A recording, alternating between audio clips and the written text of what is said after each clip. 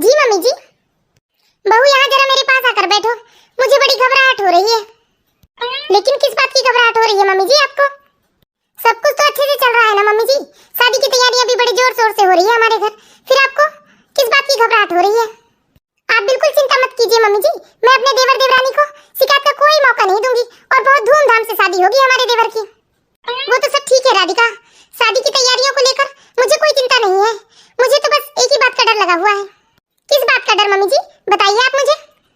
यही राधिका, कल को तुम्हारी देवरानी इस घर में ब्याह कराएगी और कहीं उसे पता चलेगा कि इस घर का जो पुश्तैनी रानी हार है वो मैंने तुम्हें दे दिया है, तो ये सब जानकर उसे बुरा न लग जाए, क्योंकि उस रानी हार में मेरी दोनों बहुओं का बराबर का अधिकार होगा और कहीं इसी बातों को लेकर हमारे घर में कलेश ना हो, बस यही सोचकर मन घबरा रहा है मेरा।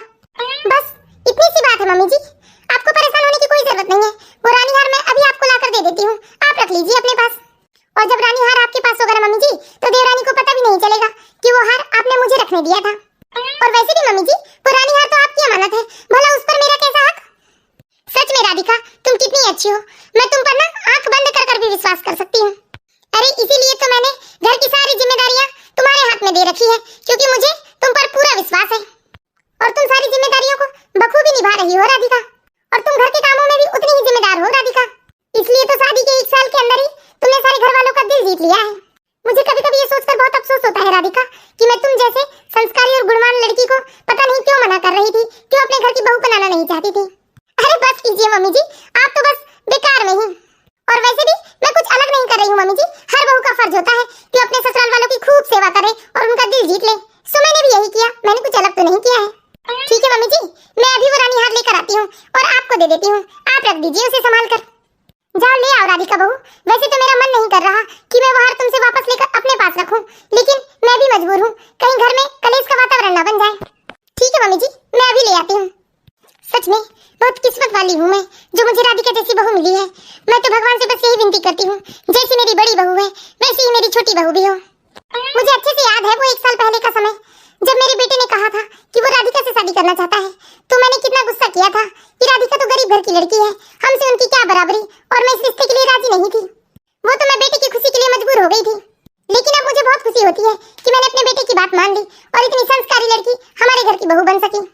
मम्मी जी, मम्मी जी, अरे क्या हुआ राधिका, ऐसे चीख क्यों रही हो तुम और इतनी घबराई हुई क्यों? मम्मी जी, वो रानी हार अलमारी में नहीं मिल रहा है। क्या? ये तुम क्या बोल रही हो राधिका? हाँ मम्मी जी, मैंने अलमारी में, लॉकर में, सभी जगह पर छान मारा, लेकिन वो रानी हार कहीं नहीं मिल रहा है। और तो और मम्मी जी, मैंने अपने कमरे में हर जगह छान मारा, लेकिन वो रानी हार मुझे कहीं नहीं मिल रहा है। तुम ये क्या बोल रही हो राधिका बहू, तुमसे ऐसी लापरवाही कैसे हो गई, तुम एक रानी हार नहीं संभाल पाई? अरे वो रानी हार मामूली सिर्फ रानी हार नहीं है, वो हमारी पुरखों की निशानी है। अरे मुझे तो लग रहा है कि गलती मेरी ही थी जो मैंने तुम पर इतना विश्वास किया। अरे अच्छे से याद करो राधिका बहू, वो हार का मिलना बहुत जरूरी है।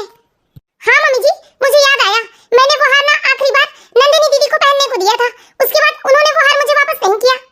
राधिका बहू, जुबान संभाल के बात करो, तुम्हें पता भी है तुम किसके बारे में बात कर रही हो? अरे नंदिनी बेटी है हमारी। अरे नंदिनी तुम्हारे पति की लाडली बहन है और हमारे इस खानदान की इकलौती बेटी है वो, और तुम उस पर इल्जाम लगा रही हो। और मैं चाहूँ ना तो वो हार मैं अपनी बेटी को हमेशा के लिए भेंट कर दूं। अरे वो क्यों चुराएगी वो हार? और वैसे भी राधिका बहू, मैंने वो हार की जिम्मेदारी तो तुम्हें सौंपी थी ना, क्योंकि तुम इस घर की बहू हो। मम्मी जी, मैं नंदिनी दीदी के ऊपर इल्जाम नहीं लगा रही हूँ, मैं तो ये बता रही हूँ कि मैंने आखिरी बार उन्हें ही दिया था, हो सकता है वो मुझे वापस करना भूल गई होगी। अरे तुमने तो अभी साफ साफ कहा ना कि तुमने वो हार नंदिनी को दिया था, इसका मतलब क्या नंदिनी ने वो हार चुरा लिया? रुको मैं अभी नंदिनी को फोन लगाती हूँ। हाँ हेलो मम्मी। हाँ नंदिनी बेटा, मुझे तुमसे एक बात करनी है। जी बोलिए ना मम्मी। बेटा तुम्हारी भाभी बता रही है कि तुमने हमारे घर की जो पुरखों की निशानी रानी हार है ना, उसे उससे पहनने मांगा था और उसे वापस नहीं किया। क्या मम्मी, आप भी उस राधिका भाभी की बातों में आ रहे हो? राधिका भाभी तो है ही झूठी। हाँ ये बात तो बिल्कुल सच है मम्मी कि मैंने भाभी से रानी हार मांगा था अपने देवर की शादी में पहनने के लिए, लेकिन जैसे ही कार्यक्रम खत्म हुआ ना मम्मी, मैंने रानी हार भाभी को वापस दे दिया था। देखा ना मम्मी, मैंने आपको कहा था ना कि आप भाभी को इतना सर पर मत चढ़ाओ, कभी ना कभी ये आप पर ही भारी पड़ेगा, और देखा ना आज पड़ गया ना भारी। और बताओ ना मम्मी, भाभी ने इल्जाम लगाया भी तो किस पर? मुझ पर। अरे मुझे रुपए पैसों की क्या कमी है मम्मी, जो मैं रानी हार चुराने का काम करूंगी? कहीं मम्मी ऐसा तो नहीं है कि भाभी ने वो हार चुराकर अपने मायके वालों को दे दिया होगा? अरे मैं तो आपसे पहले ही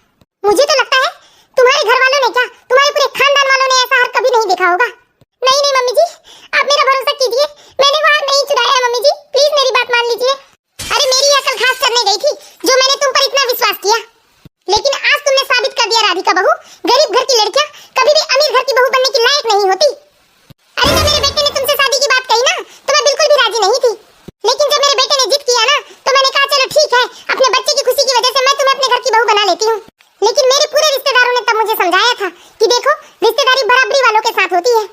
लेकिन मैंने सभी की बातों को भुलाकर तुम्हें अपनी बेटी जैसा प्यार दिया। अरे तुम पर इतना अटूट विश्वास किया, लेकिन अब मुझे समझ में आया कि मैं गलत थी, तुम विश्वास के लायक नहीं हो। लेकिन मम्मी जी आप मेरी बात तो सुनिए, मैंने वो हार नहीं लिया है मम्मी जी। अब कुछ सुनने को नहीं रह गया है राधिका बहू, तुमने मेरा विश्वास तोड़ा है। मुझ पर भरोसा कीजिए मम्मी जी, मैंने वो हार नहीं लिया है। समझ में नहीं आ रहा है मैं मम्मी जी को कैसे समझाऊं कि मैंने वो हार नहीं लिया है। इनके आने का समय भी हो रहा है, मुझे खाना भी बनाना है। मुझे लगता है ये नंदिनी दीदी जानबूझकर ऐसा कर रही है, क्योंकि मैं जब से आई हूँ वो मुझे बिल्कुल भी पसंद नहीं करती, लेकिन सिर्फ अपने भैया के सामने दिखावा करती है कि वो मुझे पसंद करती है। और नंदिनी दीदी ने कभी मुझे वो इज्जत और सम्मान नहीं दिया है जिसकी एक भाभी हकदार होती है। और मैंने 2-4 बार तो नंदिनी दीदी को मम्मी जी के कान भरते भी सुना है। और जब भी घर वाले मेरी तारीफ करते हैं तब भी नंदिनी दीदी जल बुझ कर राख हो जाती हैं। और यहाँ तक कि नंदिनी दीदी मुझे ताने भी मारने से बाज नहीं आती है कि मैं सबके सामने अच्छा बनने के लिए दौड़ भाग कर सबकी सेवा करती हूँ। लेकिन मैंने नंदिनी दीदी की इन सब बातों को कभी ना ही मम्मी जी को बताया है और ना ही कभी मैंने इन्हें बताया है, क्योंकि मुझे पता है कि नंदिनी दीदी इनकी एक लाडली बहन है और मम्मी जी की इकलौती बेटी है। मतलब वो लोग मेरी बातों पर भरोसा क्यों करेंगे। और मैं ये सोचकर आंसू की घुट पीकर रह जाती हूँ कि मेरे कुछ न बोलने से इस घर की ननद का मान रह जाएगा। लेकिन वही मेरी होने वाली देवरानी एक संपन्न परिवार से है, इसलिए नंदिनी दीदी उनसे अच्छा व्यवहार करती है और हमेशा उनसे बातचीत करती है। लेकिन मैं एक गरीब घर की बेटी हूँ ना, इसलिए नंदिनी दीदी कभी मुझे इज्जत सम्मान नहीं देती है। खैर जाने दो, मैं कर भी क्या सकती हूँ। और वैसे भी मुझे पता है कि हम सच्चाई को छुपा जरूर सकते हैं पर मिटा नहीं सकते। एक न एक दिन ये बात सामने जरूर आएगी कि मैंने हार नहीं लिया है, और तब मम्मी जी को फिर से मुझ पर भरोसा होगा। मुझे बहुत अफसोस हो रहा है कि क्यों मैंने इतना भरोसा किया राधिका बहू पर, और आज मेरी इस गलती की वजह से मैंने अपने पुश्तैनी हार को खो दिया है। मम्मी मिल गया क्या हार? नहीं बेटा, नहीं मिला हार। अब देखिए मम्मी, मैं कैसे सुनाती हूँ भाभी को। उन्होंने मुझ पर इल्जाम लगाया। अनाया तुम जाकर बाहर खेलो बेटा। ठीक है मम्मी। भाभी, ओ भाभी। हाँ दीदी। एक बात बताओ भाभी, आपकी हिम्मत कैसे हुई कि आपने मुझ पर इल्जाम लगाया? नहीं दीदी, मैं आप पर कोई इल्जाम नहीं लगा रही हूँ। मैंने वो हार आपको दिया था, आपको याद है ना? आपने अपने देवर की शादी में वो हार मांगा था मुझसे और मैंने आपको दिया था, लेकिन शादी खत्म होने के बाद आप मुझे वो हार देना भूल गए। मेरी बात मानिए दीदी, आप एक बार जाकर हार घर में देख लीजिए, हार जरूर घर में ही कहीं रखा होगा, आप भी भूल गए होंगे रखकर। क्या भाभी, कितना सफेद झूठ बोलते हो आप। मुझे अच्छे से याद है, जैसे ही शादी का कार्यक्रम खत्म हुआ ना, मैंने अपने गले से वो हार उतारकर वो हार आपके हाथों में दिया था। और सच कहूं भाभी, हमें तो ऐसा लगता है वो हार आप अपने मायके में दे आए हो और आप मुझ पर इल्जाम लगा रहे हो ताकि सांप भी मर जाए और लाठी भी ना टूटे। क्यों, यही प्लान है ना भाभी आपका? नहीं दीदी, मैंने बिल्कुल भी ऐसा कुछ नहीं किया है। अरे यहाँ क्या हो रहा है भाई, कितने जोर जोर से चीख रहे हो तुम लोग। देख तो बेटा विवेक, तू मैंने वो जो अपना पुश्तैनी हार है ना, वो राधिका बहू को दिया था कि वो संभाल कर रख दे, और वो हार अब कहीं मिल नहीं रहा है। और राधिका कहती है कि वो हार उसने हमारी नंदिनी को दिया था। हाँ जी, मैंने वो हार नंदिनी दीदी को दिया था जब उनकी देवर की शादी थी तब, लेकिन नंदिनी दीदी ने वो हार मुझे वापस नहीं किया है। अरे तुम अच्छे से याद करो राधिका, हार कहीं नहीं जाएगा, हार घर में ही होगा। भला घर में कोई चोरी कैसे कर सकता है? नहीं जी, मुझे अच्छे से याद है, मैंने वो हार नंदिनी दीदी को ही दिया था और उन्होंने वो हार मुझे वापस नहीं दिया है। हाय राम, देखा कैसे मेरी बेटी पर इल्जाम लगा रही है राधिका बहू। देखा बेटा, बताओ जरा तुम्हारी बहन के घर में किस चीज की कमी है जो वो अपने ही मायके में चोरी करेगी? अरे मुझे तो लगता है बेटा ये राधिका ने ये हार चुराकर अपने मायके में दे दिया होगा। और वैसे भी बेटा, इसके मायके वाले गरीब जो ठहरे, इतना बड़ा हार देखकर लालच आ गया होगा उनके अंदर। अरे हमने तो पहले ही मना किया था भाई आपको कि गरीब घर की लड़की से शादी मत करो, लेकिन आपने हमारी सुनी कहाँ। बस करो नंदिनी और मम्मी, ये आप लोग कैसी बातें कर रहे हो। मैं मानता हूँ राधिका के मायके वाले गरीब जरूर हैं, लेकिन वो स्वाभिमानी लोग हैं, मैं उन्हें अच्छे से जानता हूँ। और मम्मी, आप जिस राधिका पर इल्जाम लगा रही हो ना, आपको नहीं मालूम मैंने राधिका की ईमानदारी देखकर ही उसे पसंद किया था।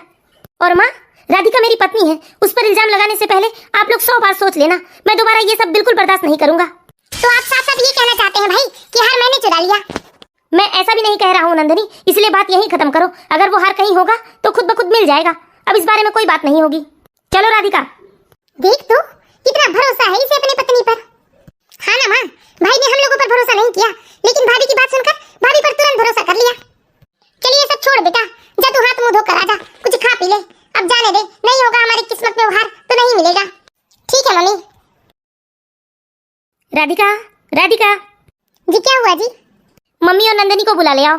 मैंने हमारे पुश्तैनी रानी हार से मिलता जुलता ये कुछ डिजाइन लेकर आया हूँ, तो मम्मी और नंदिनी पसंद कर लेंगे कौन सा रखना है हमें। ठीक है जी, मैं अभी बुला ले आती हूँ मम्मी और दीदी को। मामा जी। हाँ अनाया बेटा। आपने हमारे लिए चॉकलेट नहीं लाया मामा जी।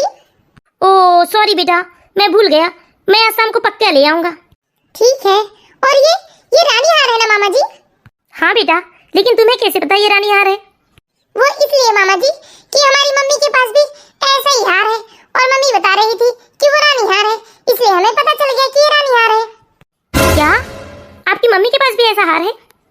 जी मामा जी। राधिका, सुना तुमने अनाया ने क्या कहा? हाँ जी। अब जाओ जल्दी मम्मी और नंदिनी को बुला ले आओ। क्या हुआ भैया, आप मुझे आवाज लगा रहे थे? हाँ नंदिनी, लाओ हार वापस करो मुझे। हार? कैसा हार भैया, ये क्या बोल रहे हो? मेरे पास कोई हार वार नहीं है। देखो नंदिनी, अब तुम्हें झूठ बोलने की कोई जरूरत नहीं है, क्योंकि मुझे अनाया ने सब कुछ बता दिया है। तुम्हारे पास ही है ना हमारे घर का पुश्तैनी हार? बोलो नंदिनी, क्यों किया तुमने ऐसा, अपने ही घर में चोरी? मुझे माफ कर दो भाई। दरअसल बात ऐसी है कि इस घर में सभी राधिका भाभी की तारीफ किए थकते नहीं थे और मुझे ये सब देखकर बहुत जलन होने लगी थी, इसलिए मैंने राधिका भाभी को मम्मी और आपकी नजरों में गिराने के लिए ये सब किया है भाई, मुझे माफ कर दीजिए। अरे तू ये क्या बोल रही है नंदिनी? मैं तुम्हारी बातों में आकर तुम्हारी भाभी और उसके मायके वाले को न जाने क्या क्या बोल गई। अरे मुझे तुझसे ऐसी उम्मीद नहीं थी नंदिनी कि तुमने अपने मायके में ही जहर घोल दिया। लेकिन नंदिनी, अपनी हरकतों से आज तुमने साबित कर दिया कि जरूरी नहीं कि हर घर में बहू ही गलत हो, कहीं बेटी भी बहुत गलत होती है। ये बात आज तुमने साबित कर दिया है। मुझे माफ कर दीजिए मम्मी, भैया, भाभी, प्लीज मुझे माफ कर दीजिए। राधिका बहू, मैं तुझसे हाथ जोड़कर विनती करती हूँ बेटा, प्लीज मुझे माफ कर दे।